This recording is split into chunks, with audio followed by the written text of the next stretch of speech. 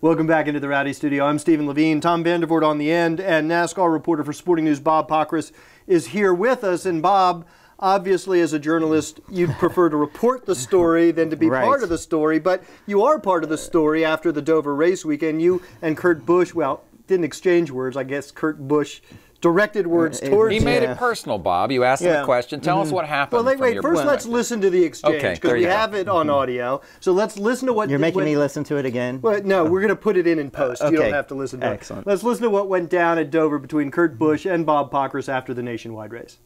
How you raced Justin, the fact that you're on probation after that, you said he was racing you.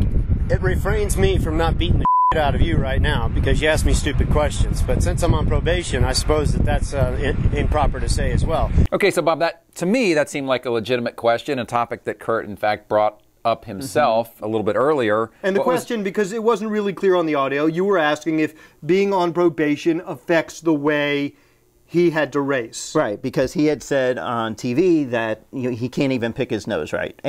And before that, when he was yelling back and forth with Allgaier, they were discussing, from what I wasn't there for that part of it, but from what I've been told, he told Allgaier the same thing. He goes, I can't do anything, I'm on probation.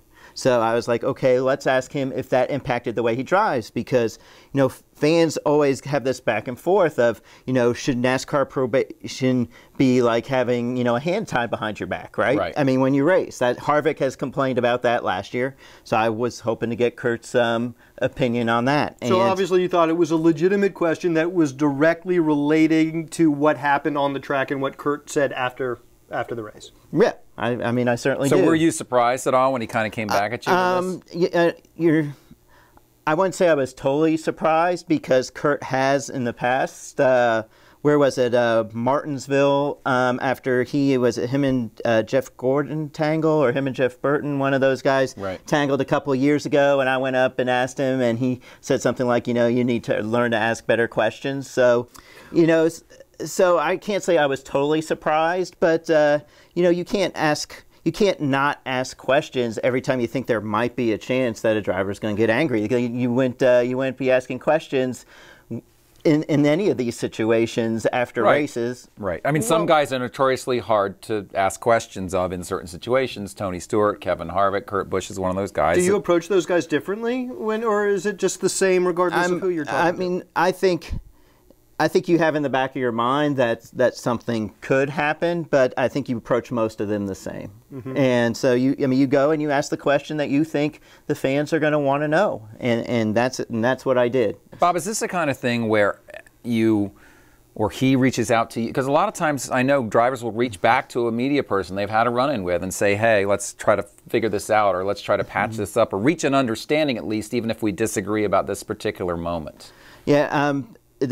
We're doing this Monday early afternoon, and I haven't even had my phone with me all day, so we haven't talked yet. If he feels that he needs to, because he felt like he did something wrong, then he should call me. If he doesn't, then he shouldn't. I mean, I am not asking for an apology. I'm not expecting an apology. And truly, the apology comes in treating reporters with respect over the next year, right? I mean, your action is going to speak a whole lot louder than whatever words you say. Let me ask you another question, because obviously the news cycle is so different now than it was 5, 10 years ago. You need to get it out. You need to get it out quickly.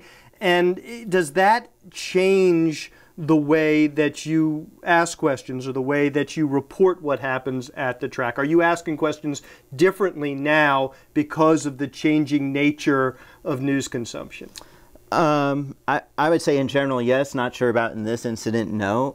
No, I mean, I think you ask those questions after the race. I mean, it's the most appropriate time. Now, in the past, if there was something that maybe could wait an hour or 2 hours or 3 hours. And let them cool down. And you're not going to kill your deadline based on that. Right. Now, it's a 30... You really can't wait for them to cool down. You need the quote now. Yes. And, and everybody's working on trying to get things up as soon as possible. We're in a 24-minute news cycle, more than 24 minute, 140 characters. I mean, really. Sounds good. All right, Bob Pockrass from the Sporting News. Thanks for watching.